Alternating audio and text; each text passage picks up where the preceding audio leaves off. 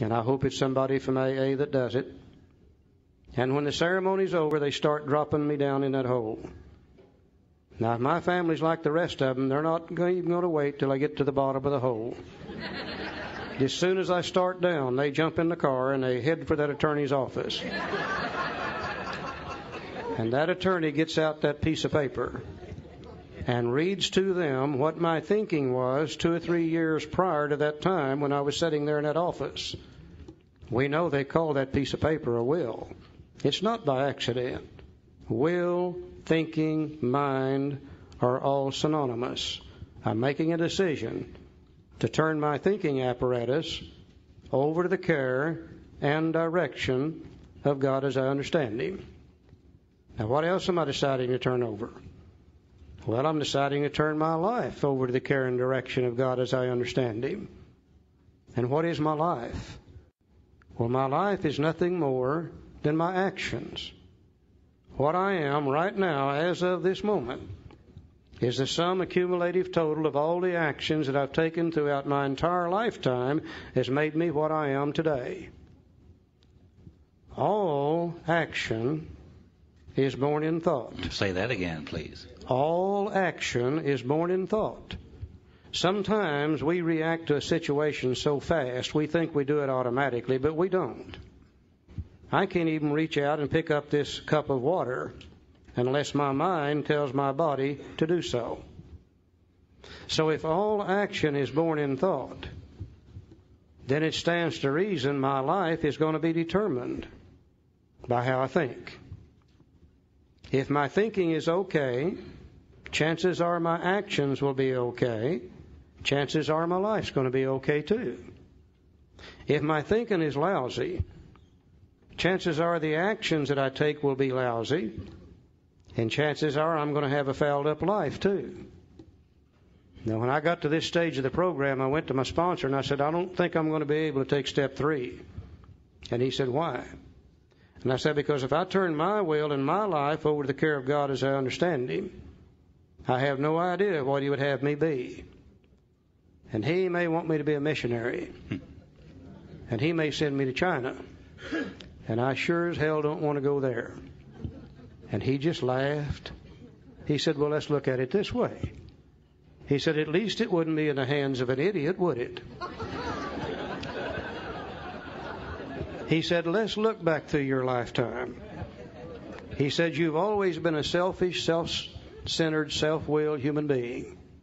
You've always done what you wanted to do whenever you wanted to do it, and the hell with the rest of them. Is that right? And I said, well, you know it is. He said, the end result of that is that you almost destroyed your life. And he said, just as importantly, you've almost destroyed the lives of those around you that care for you. He said, just think. If God could direct your thinking, it might become better. And he said, if your thinking becomes better, then your actions and your life's going to become better. And he said, just as importantly, the lives of those around you that care for you would probably become better too. But he said, Charlie, left on your own resources, you're always going to do the same things you've always done.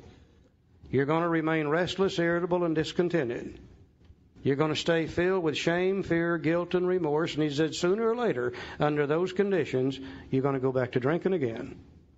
He said, if you don't find some way to be sober and have a little peace of mind, serenity, and happiness, you'll never have any long-lasting sobriety. And he said, you can't do that on self-will.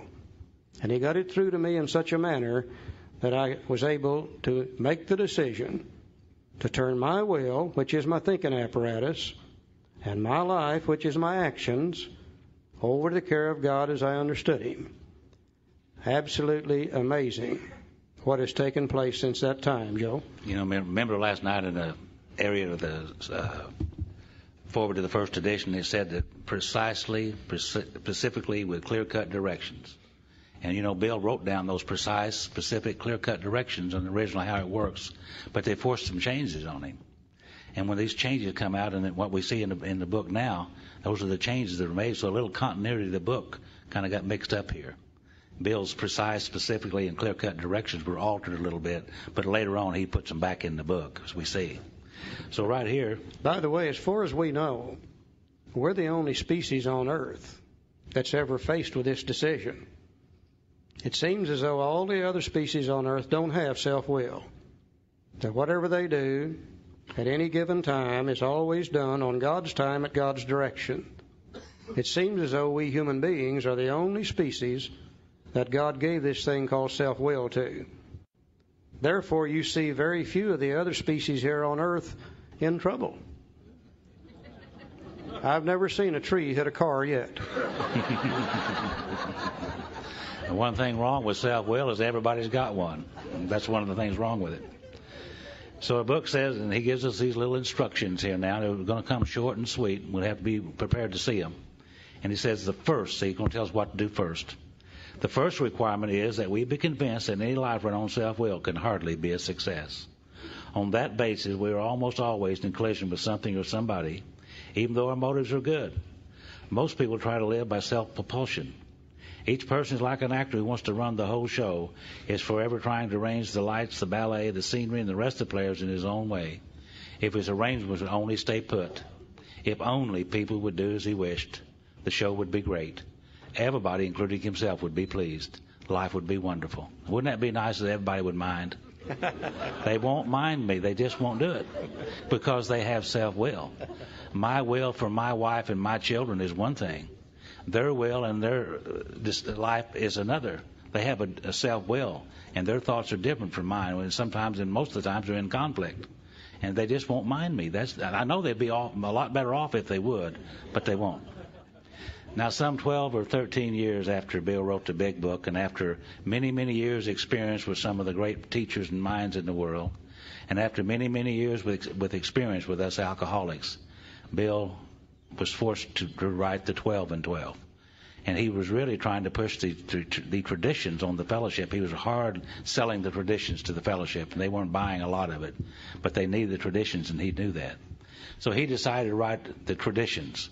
And he thought, well, I'll put some short stories or short essays about the steps in with the traditions. And maybe if they will read the steps, they'll eventually read the traditions. So he wrote the 12 and 12 for us. And the 12 and 12, again, is just a short essays, short stories about the steps. And it doesn't tell you how to work the steps. It is a short stories about the steps. The only piece of literature in AA that tells you how to work the steps is the big book of Alcoholics Anonymous. But in the area of the fourth step, in the 12 and 12, there was some of the best information the world's ever seen on about self-will and what makes people tick. And it's called the Basic Instincts of Life. And I always suggest to people that I sponsor that they go to the 12 and 12, read the first 3 or 4 pages about the basic instincts of life, get a working knowledge about the words that you see in there, and then look them up in the dictionary because they're very important words. And we're going to use them a little later on in the third column when we get ready to do the 4-step inventory. So I needed a working knowledge of that information, and Bill, in his usual manner, wrote some of the best information about the basic instincts of life, and very, very important information. I think we have to face the fact that in 1937, 38, and 39, when Bill was writing the big book, he was not a spiritual giant. He was not a great student of human nature. Bill was a night school lawyer, a New York City stock speculator. Yet he was able to write one of the most spiritual books the world has ever seen, dealing with human nature. Surely, God took a hand in the writing of the big book and used Bill's hand to write the book. But by 1950 and 51 and 52, Bill knew a lot more about spirituality, a lot more about human nature, a lot more about we alcoholics than he did back in the 30s. Studied with some of the greatest minds in the world for a period of years. And I think he felt that he had some new information that he could give us that would make it easier for us to work the steps according to the big book Alcoholics Anonymous. Basically, that's what he says in the 12 and 12. That the big book has always been the basic text and always will be. You simply cannot work the program out of the 12 and 12. I see lots of people try it, but they can't do it because there's no directions on how to work the steps. And I think that's why a lot of people love it. They can get in it and dance around and philosophize, and they never have to do anything except talk. But there's some information in there that is absolutely invaluable, that if we can see it and understand it and accept it, it makes the working of the steps out of the big book so much simpler and so much easier. And these 3 basic instincts of life that Joe's talking about, he taught me in step 4 in the 12 and 12 more about what makes me tick and what makes me do the things I do and act the way I act. He taught me there more in 2 or 3 pages than I had learned in some 40 years of living at that time. Let's look at them for just a moment. I think it'll make it a lot easier to be able to see why we need to make our decision in 3. Plus, it sets us up really with information for step 4. Now, in your handout sheets, you've got a little picture in here about the middle in there somewhere. I think it's page 7 and 8 in your handout material, which says the basic instincts of life which create self. And he said all human beings are born with 3 basic instincts of life. They are God-given. They're absolutely necessary for survival of the human race. Therefore, they are a good thing. The first thing he talked about is the social instinct. And he said all human beings are born with a desire to be liked, to be accepted, to be respected by other people. He said all human beings are born with a desire to come together in groups with other people. And said if we didn't have those desires and cared nothing for each other, that the world would go into complete anarchy, dog-eat-dog situation would reign, and eventually, under those conditions, the human race would fail to survive. Now, he used several terms under the social instinct. He uses the term companionship. And that's nothing more than wanting to belong or to be accepted. So many of us grew up on the outside of the crowd, looking in, wanting to be, and knew we could not be. He uses the term prestige. That's wanting to be recognized or to be accepted as the leader of the group. And the world needs leaders. I guess somebody back in the old caveman days had to say, John, get behind that tree with your spear. Jack, you get over there with your club. And Mary Jo and I'll run this sucker through here and we'll have something. Somebody got to do that. Most people will take one of 2 directions. Either let me be a part of or let me be the leader of. In the other case, it's based upon what other people think of us. Self-esteem. Self-esteem is what we think of ourselves. And that's usually high or low based upon what other people think of us or what we think other people think of us. If they seem to like us and accept us, we feel pretty good toward ourselves. If it feels like they reject us and they don't want us, then we feel pretty lousy toward ourselves. Pride. And I'm glad I got into the habit of going to the dictionary. I always thought pride was something you ought to have. All I ever wanted to be as a young boy growing up, I wanted to grow up to be a man who walked tall with pride and just a little bit sideways like John Wayne does. Until I looked it up in the dictionary, and it says pride is an excessive and unjustified opinion of oneself. We either think too well of ourselves or too little of ourselves, and in either case, it's not the truth. Personal relationships is our relations with other human beings in the world around us. Ambitions are the plans for the future, to be liked, to be accepted, and so on and so forth. All human beings have these things. Now, if I want to be liked and accepted and respected by the world and the people in it, the first thing I've got to do is decide, well, what do they want from me? Society teaches us those things as we grow up. It'll vary in different parts of the world. One part of the world, perhaps, is a good education. Another part of the world is to be a large landowner. Another part of the world is to have a large family, any number of things based upon where we live in the world. And as we grow up and they teach us these things, and we ourselves set goals for ourselves as to what we want to become in the future. And if we're going to reach the goals that we set for ourselves, we're going to have to work at it. You can't just be a bum and sit on your duff and be successful and people like you and accept you. If it's a good education, you're going to have to work at it, whatever it might be. By the same token, we're going to have to make some sacrifices. There are some things that I would really like to do as a human being that are very pleasurable and very exciting, but if you catch me at it, you're not going to like me at all. And I don't think you and I would do the work necessary to reach the goal, nor make the sacrifices necessary, unless we get a reward for doing so. And the great reward, Bill said it in his story when he said, I had arrived. God, how many of us have done it? We've set that goal, and we just literally worked our tails off for years. And the day we reach the goal and they pat us on the back and they say, Joe, you're a fine fellow, you're a good man, you're doing great. There's a feeling comes over us, which is one of those indescribably wonderful feelings. Great, great feeling. The only thing wrong with it seems to be just a temporary feeling. No sooner do we reach the goal, we get the praise, we get the recognition, we get the prestige from it, and we look around and we say, well, is this all there is to it? And we set another goal.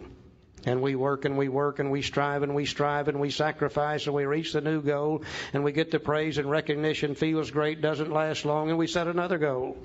It seems to create within we human beings an insatiable desire for more and more power, more and more recognition, and we're not getting it fast enough, and they're not giving it to us the way we think they ought to. So what do we do about it? Well, we start taking shortcuts. We start doing a little lying, a little conning, a little manipulating, a little stepping on other people's toes and climbing on their backs, and the instant we do so, we create pain and suffering for others. They, in turn, retaliate against us and create pain and suffering for us. Plain that a life run on self-will can hardly ever be a success. Under those conditions, we'll always be in collision with people, places, and things. Second basic instinct he talked about is the security instinct. Now, I know in AA we try to live one day at a time. But I also noticed about everybody in this room's got an insurance policy. The purpose of the insurance policy is to protect ourselves in the future. Bill said all human beings are born with the desire to be secure in the future. Said if we didn't have that desire, we wouldn't provide the food, the clothing, the shelter, the things that we need to survive. And next winter, we would just simply freeze to death. Or the next drought season, we would starve to death. So this desire that we have to be secure in the future is a God-given thing, and it is necessary for our survival. Now, once again, if you're going to be secure in the future, you have to decide, well, what is it that I need in order to be secure? Society usually teaches us those things as we grow up, and it varies in different parts of the world. One part of the world you only need $4. Another part of the world you need $4,000. Another part of the world, maybe you need 4 million. Another part of the world, you need 198 coconuts, whatever it is that they use to measure, trade, and barter with. Based upon what we're taught, we set goals for ourselves, and we begin to work at it. Now, if you're going to be secure in the future, you can't just sit on your duff and be a bum. You're going to have to work. You're going to have to make some money. You're going to have to invest it. At the same time, you've got to sacrifice. Hell, we can't blow it all today and be secure tomorrow. And I don't think you and I would do the work necessary to reach the goal or make the sacrifices necessary if we didn't get a reward for it. Once again, the great reward is that great feeling that comes at the moment of successful completion of the goal. How many of us have done it? We set the goal for the new dress, for the new shoes, for the new suit, for the new drapes, for the new couch, for the new home, for the new car, for the new piece of property, for the new business. And we work and we work and we strive and we strive. And the day that sucker's paid for and nobody can take it away from us, what a great, great feeling that is. Hell, back when I was a kid, hardly anybody owned their own homes. Once in a great while, somebody would buy a home. And they would sacrifice everything they had to pay that sucker off. And the day they paid it off, the feeling was so great, they would call in the neighbors and we would have a great party and celebrate it by burning the mortgage. How great that was. The only thing wrong with it is just a temporary feeling. No sooner got the sucker paid off and I looked around and his house is bigger than mine. Yeah, and he's got a Cadillac and I'm driving a Chevrolet. And he's got a Brooks Brothers suit and I bought mine at Kmart's. And that causes us to set another goal. And we work and we work and we strive and we strive. We reach the new goal. Feels good, doesn't last long. We set another. It seems to create an insatiable desire for more and more and more and more. And we're not getting it fast enough. They're not giving it to us like we think they should. So what do? We take shortcuts. We lie. We cheat. we con, we manipulate, and the instant we do, we hurt other people. They retaliate against us, creating pain and suffering for us. Plain little life run on self-will can hardly ever be a success. Third basic instinct he talks about is the sex instinct. He said all human beings are born with a desire to have sex. Now, it may get turned off by bad teachings or bad happenings, but he said all human beings are born with a desire to have sex, because if we don't have sex, we can't reproduce ourselves. And if we don't reproduce ourselves, sooner or later, the human race is going to fail to survive. So just like the other two, if you're going to reproduce yourself through the sexual act, you're going to have to work at it. Hell, you can do more work in 3 minutes of sex, if you can last that long, than you'll do all day digging a ditch. Don't you older fellas remember how it used to be when we got through with it? My God, you just fall over sideways. The sweat's just pouring up. You can hardly get your breath. You feel like you've died, gone to heaven, come back 2 or 3 times. Gets excited, doesn't he? And I don't think you and I would do that kind of work if we didn't get a reward for doing so.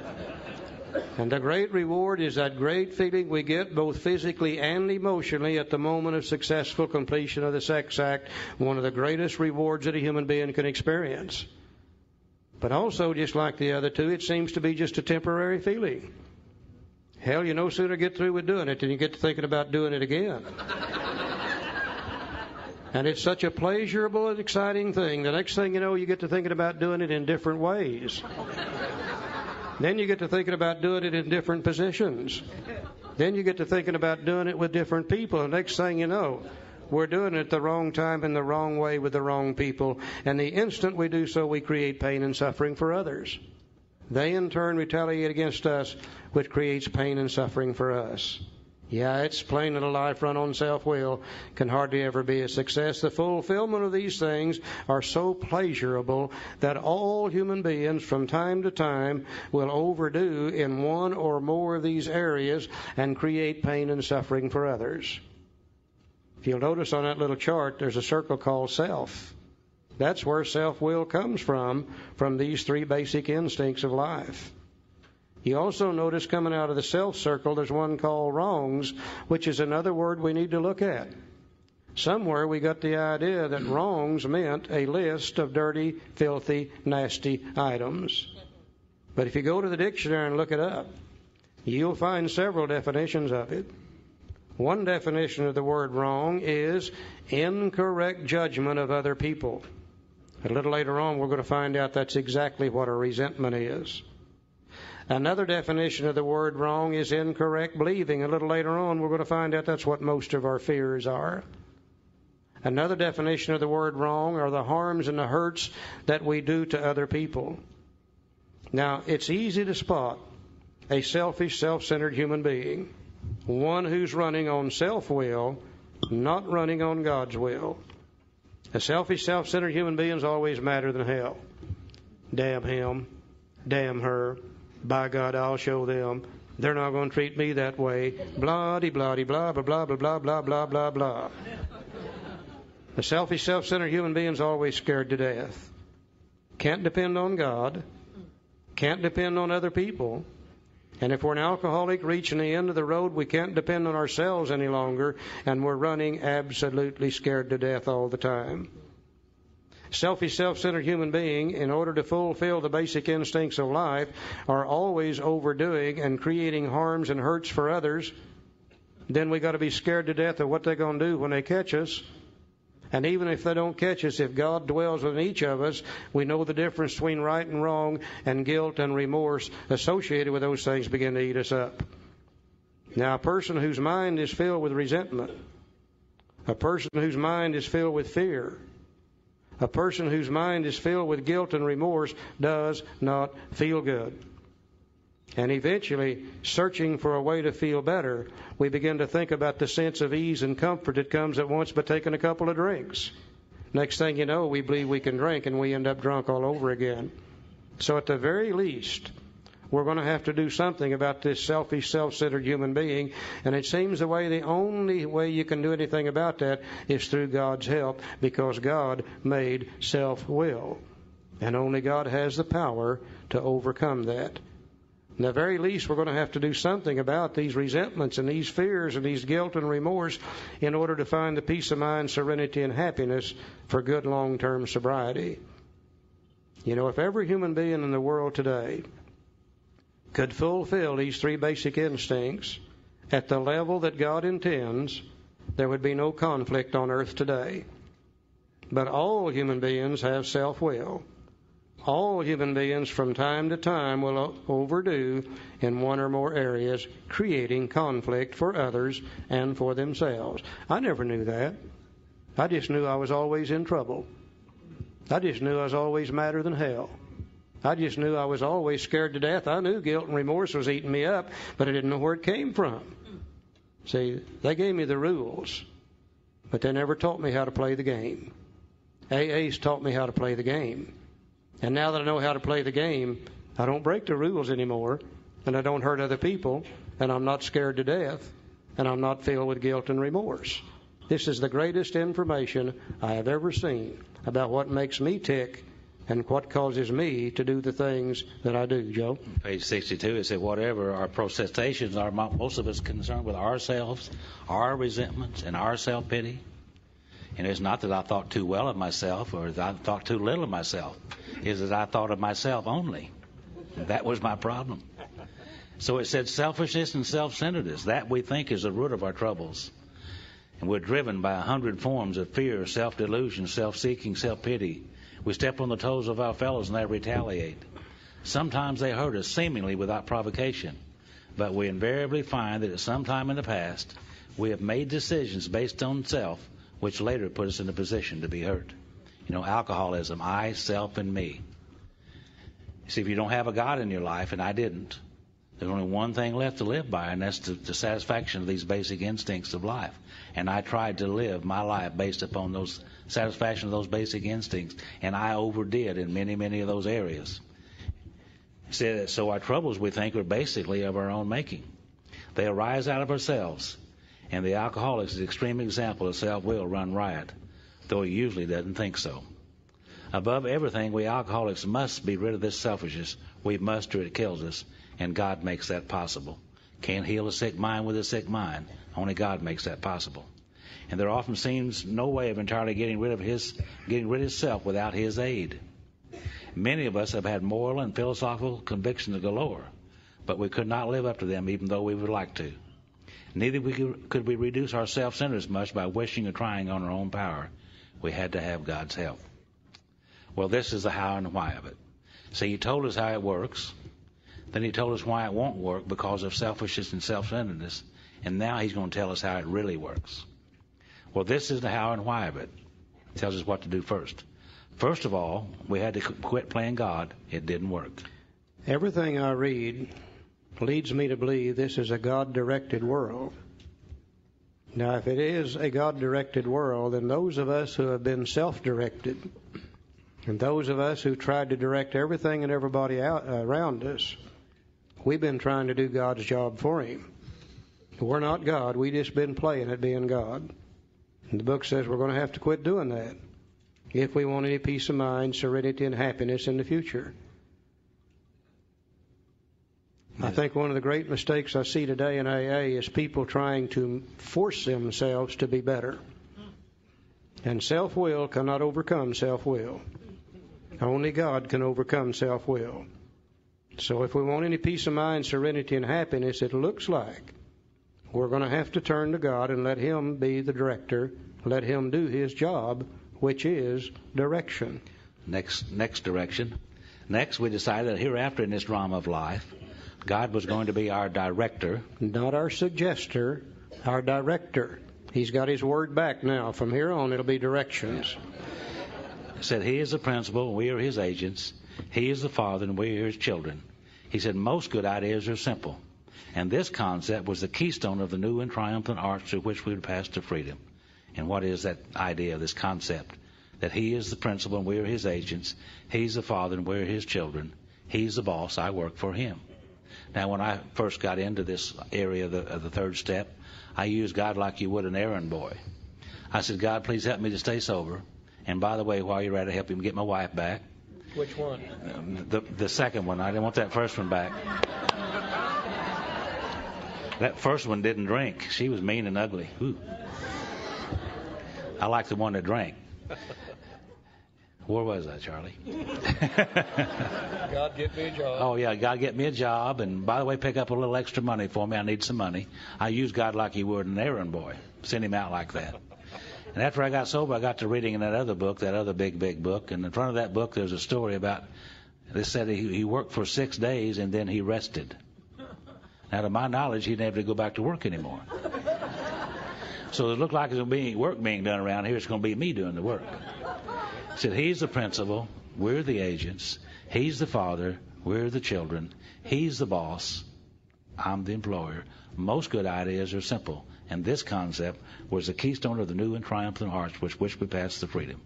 Now he's referring again to that wonderfully effective spiritual structure. Step 1, willingness, was the foundation. Step 2, believing, was the cornerstone. Now he tells us what we're building. A triumphant arch through which we're going to pass to freedom. And he said the keystone of that arch is a simple little idea that we're going to let God be the director. You know, in the old days when they built arches, the stones were all stacked loosely without mortar. And they began to lean together, and there was a center stone up here called the keystone. And if it was cut right, it would support the entire arch. But if it wasn't, it would slip out and the arch would collapse. Well, the keystone of the new and triumphant arch through which we're going to pass to freedom is this simple little idea that we're going to let God be the director. Now, for most of us, that's the first time we've ever had that idea. Or if we once had it as children, we lost it somewhere.